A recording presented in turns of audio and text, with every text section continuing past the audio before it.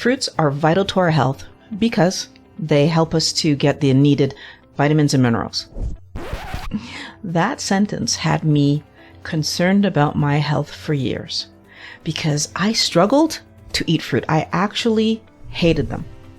And I would force myself to eat them whenever I was like trying to improve my health because I thought, this is what I need to do, right? So I bought a juicer and it was a constant struggle because my weight was rising and I was not eating healthy food that would allow me to regulate my weight and do the fun activities that I wanted to do with my daughter. So if I fast forward to being 80 pounds overweight and my daughter being 13, I was in the position that I could not walk properly. My hip was hurting so bad. And all of this because I couldn't commit to eating healthy food. I couldn't commit to managing my weight. I couldn't commit to getting myself into a better position in life. And obviously, as you could see, I have since solved the problem. And I solved it partially by cutting fruit out of my diet completely. Back in 2018, when I couldn't walk, I did some major research to figure out what was wrong with my hip and how I could solve my pain without waiting for the hip surgery that they told me that I would need to wait a few more years before I would even qualify to get that surgery. And what ended up happening is I learned a few things about fructose that helped me to understand why I was in such poor health. Those 5-ish things that I want to talk about, now there's more than 5, but I'm going to pick the few that I think make the most sense for us to talk about today. And the first one is that ingesting lots of fructose doesn't really raise your blood sugar. So if you're a diabetic and you eat a lot of fructose and then check your blood sugar afterwards, it kind of gives you a false sense of security because you didn't have that big of a blood sugar spike. But at the same time, you ingested way too much fructose for your biochemistry to be able to healthily handle. There are multiple studies that show that over-ingesting fructose can lead to insulin resistance. And insulin resistance, as you may or may not know, goes hand in hand with prediabetes, type 2 diabetes, hypertension, which is high blood pressure, and a host of other chronic medical conditions. So insulin resistance is a condition where your fat cells stop listening to insulin's request to take the sugar out of your blood and store it away as fat. Your fat cells are just saying, nope, I'm too full. I can't do this anymore. And this mechanism is similar to what you would see when people start drinking.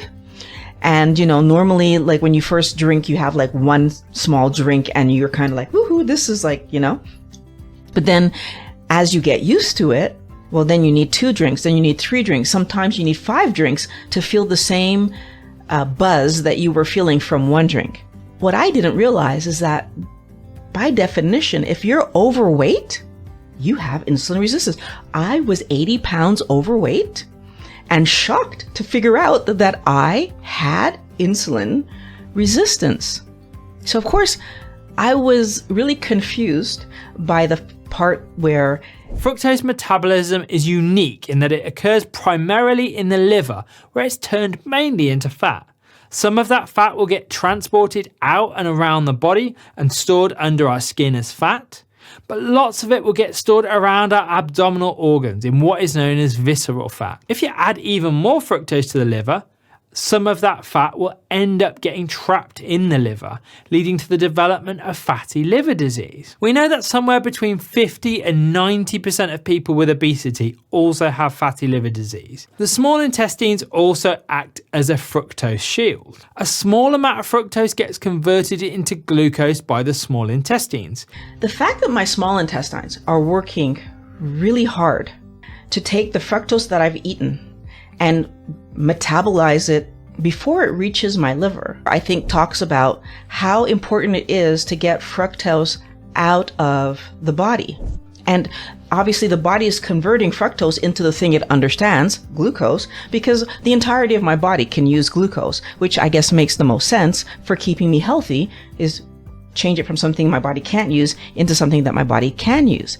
The issue is We overeat fructose to an extent that the levels of fructose entering the body are now at toxic levels. As with all toxins, the dose is critical. Fructose isn't toxic to the body at low doses. The problems start when fructose rapidly accumulates in the liver at high concentration. Higher doses of fructose, above about 5 grams, overwhelm the shielding capacity. So I feel like one of the things that we don't take into consideration is that the average fruit that we're going to eat then means that it's going to have more fructose than our body can manage. Like, for example, I just did a quick search and 10.75 grams of fructose is in the average apple. I want us to think about the fact that if my body's already struggling, if I go past 5 grams of fructose, because then my small intestines can't filter that out. An apple is one thing that I might eat in a day. And we're not talking about anything else, any other fruits that I might eat during the day, because the advice from the American Diabetic Association, the American Heart Association, even our food guides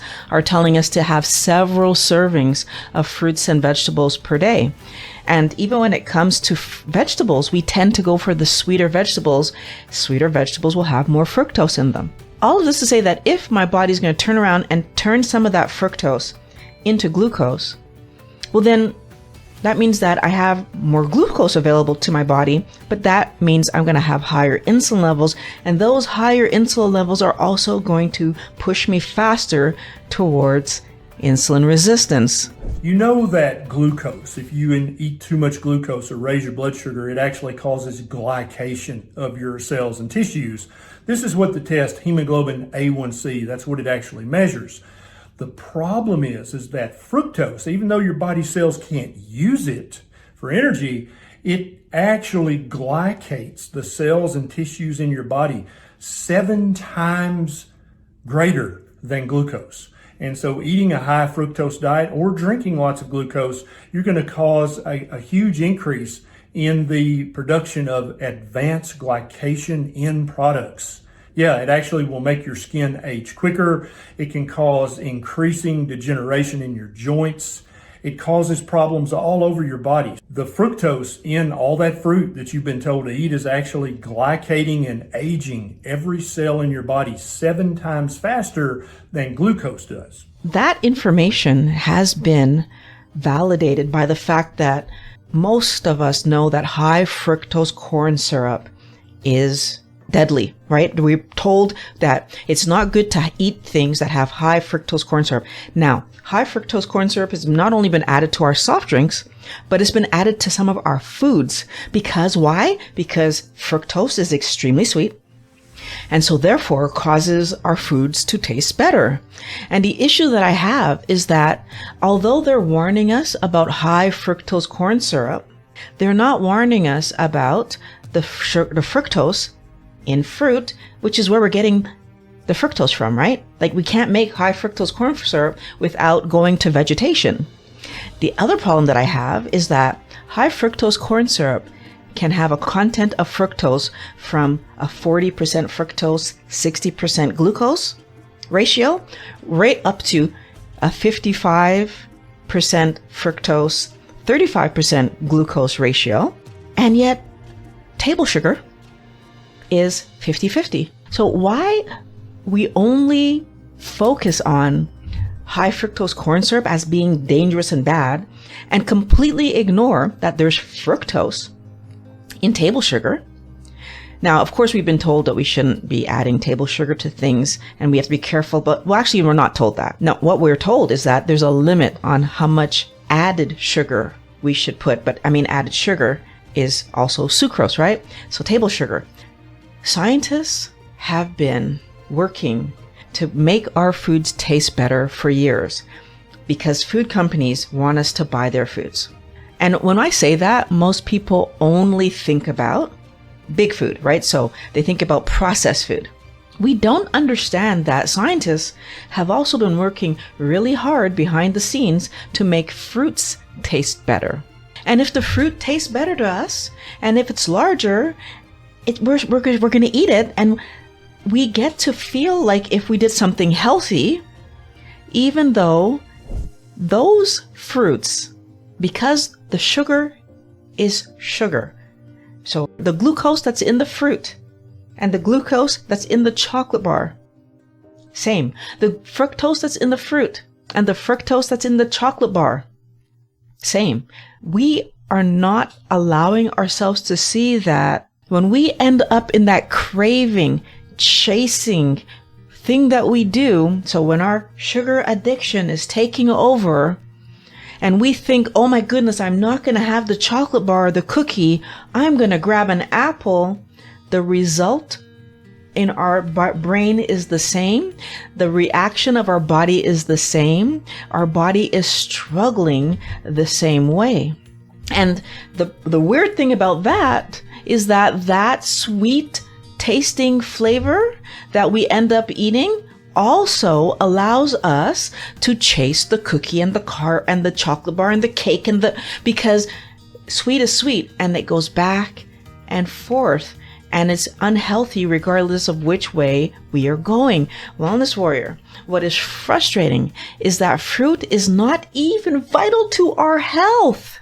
Fruit does, of course, contain a wide variety of vitamins and minerals, but it's nothing unique to fruit. According to the US Food and Drug Administration, there is no single vitamin or mineral that is in fruit that can't be found in meat, seafood, dairy, nuts, and seeds, whole grains, and vegetables. So it's not like you're missing out on any special nutrition you can't get anywhere else if you choose to stop eating fruit. I was so happy to learn that I can actually safely stop eating fruit and focus my attention on healthy food, because there is much better things that I could be eating, like healthy meats. Even I could be eating vegetables that are low in sugar. Now, can I just point this out? There's fructose in vegetables.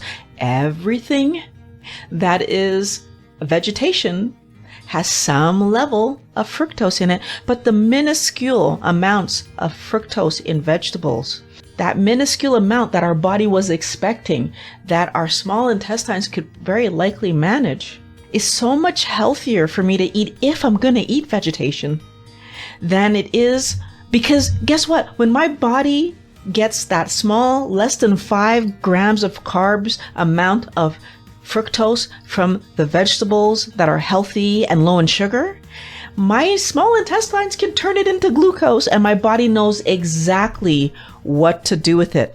Again, going back to this idea that processed foods put us in a bad situation because it confuses our body when we're eating unhealthy chemical things. I'm a little bit off topic, so let me get back. The benefit of living a healthy keto lifestyle is that all the problems of high carb living get managed in a much easier way because we are paying attention to how much overall sugar that we're eating. And so our fructose levels are not going to be at those ridiculously high levels because there's much less fructose in healthy vegetables than there will ever be in any fruit. And I think the only fruit that's an exception to this is avocado and olives. But all the other fruits that taste sweet, there's fructose pushing that sweet flavor. And we need to be careful about that. Now, if you want to stick to your healthy diet, I have a video that will help you succeed right here. So click on the link and I'm going to meet you over there. And if you don't have time to watch the video right now, click on the subscribe button so you can find the videos later.